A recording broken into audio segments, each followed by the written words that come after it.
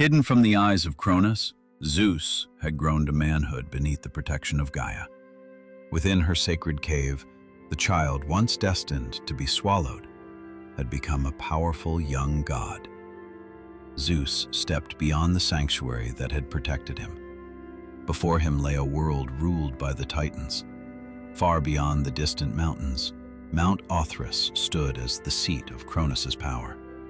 Unaware of the truth, the king of the Titans still believed his youngest son had never survived. But destiny had chosen otherwise, and with every step Zeus took, the fate of the cosmos moved closer to its greatest turning point. Zeus had inherited great strength from his father, but strength alone could never overthrow the ruler of the Titans. Victory would require something greater: wisdom. Guided by Gaia's counsel, Zeus sought the Titaness Metis. Daughter of Oceanus and Tethys, Metis was renowned among both gods and Titans for her unmatched intelligence. She understood what no warrior could accomplish by force alone. After hearing Zeus's story, Metis revealed a daring plan. Cronus would not be defeated by the sword. He would first be forced to return the children he had swallowed. Only then could the war for the heavens truly begin. Without delay, Metis prepared the remedy she had promised, not to bring death, but to restore what had been stolen. Zeus accepted the humble vessel without a word. Within it lay the only hope of freeing his brothers and sisters. There would be no second chance. If Cronus discovered the deception, the prophecy would end with Zeus. Concealing the vessel beneath his cloak, Zeus turned toward Mount Othrys. The kingdom of the Titans awaited. And for the first time, the son walked willingly into the shadow of his father. Mount Othrys stood at the center of Titan rule. Behind its towering walls, Cronus reigned without challenge. Believing the prophecy had long been defeated, the king of the Titans welcomed another servant into his court.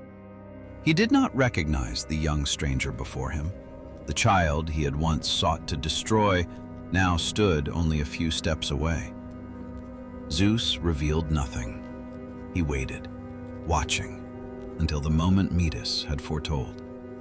The fate of the Titans was now only a single choice away. Zeus remained silent. Neither the guards nor the servants saw anything unusual in the young cupbearer. To them, he was simply another servant of the Titan king. Calmly, Zeus carried the vessel prepared by Metis. Every step brought him closer to the throne. Unaware of the truth, Cronus continued to rule with absolute confidence.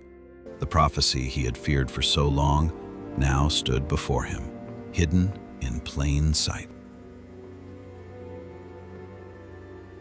Calmly, he stepped forward as an ordinary cupbearer.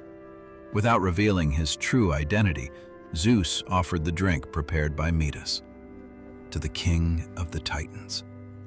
It appeared to be nothing more than a simple cup of wine.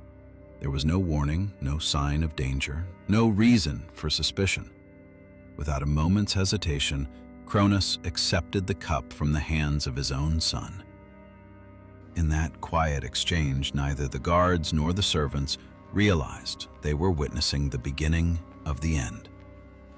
Fate had reached the throne of the Titans, and with a single choice, the destiny of the cosmos was about to change forever.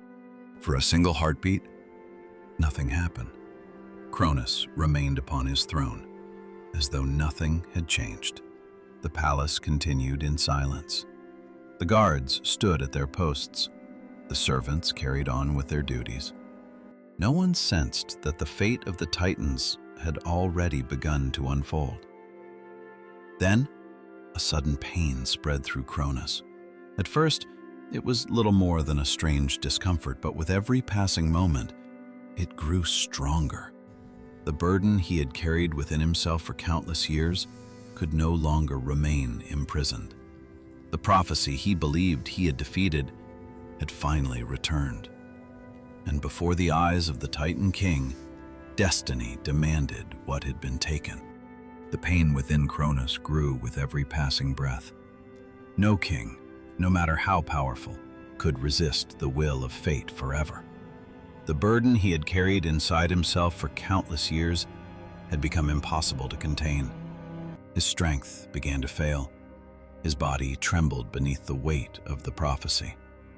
Around him, the throne hall fell silent. The Titan guards looked on in confusion. None had ever seen their mighty king brought to weakness. Zeus alone remained calm. He knew the work of Metis had begun. The moment Rhea had waited for had finally arrived, and the first prison was about to be opened. Then, the silence was broken. Before the eyes of the Titans, the first of Cronus's imprisoned children returned to the world. Hestia, the eldest daughter of Cronus and Rhea. Long before Zeus had been born, she had been the very first child swallowed by her father. For countless years, she had remained imprisoned within him, untouched by time, preserved by the power of the gods. Now, the prison that had held her was finally broken. Hestia stood once more beneath the light of heaven. The prophecy had truly begun. Hestia was no longer alone. The power of the potion continued its work. Once again, Cronus struggled against the burden he had carried for countless years. The prison within him could no longer hold. Before the astonished eyes of the Titan court, another child of Cronus and Rhea returned to the world. Demeter, guardian of the fertile earth. Soon after, Hera followed, the queen who would one day stand beside Zeus. One by one, the children stolen by fear were reclaimed by destiny. The prophecy was unfolding exactly as it had been foretold, and there was nothing the king of the Titans could do to stop it. Yet the prophecy had not reached its end. Two children still remained within Cronus. Once more, the power of Metis' potion overcame the Titan king. From the prison that had held them for countless years, Hades emerged. Silent, unshaken, his gaze carried the weight of eternity. Then, Poseidon returned. The future lord of the seas stood once more beneath the open sky. At last, only one burden remained. Before the eyes of the Titan court, the swaddled stone appeared. The very stone Rhea had given to Cronus on the day Zeus was born. In that single moment, the truth became impossible to deny. Cronus had never swallowed Zeus. The prophecy had survived, and the king of the Titans realized he had been deceived. The prophecy had been fulfilled. The children of Cronus were free. The deception that had begun on the day of Zeus's birth had finally come to light. For countless years, Cronus had ruled the heavens through fear, believing destiny itself could be defeated, but fate could never be imprisoned forever. Before the throne of the Titan king, his 6 children now stood together, united for the first time. Yet their freedom was only the beginning. The Titans still ruled the heavens, and peace would not return without war. Soon, Olympus and Othrys would stand against one another. The greatest conflict the cosmos had ever known was about to begin.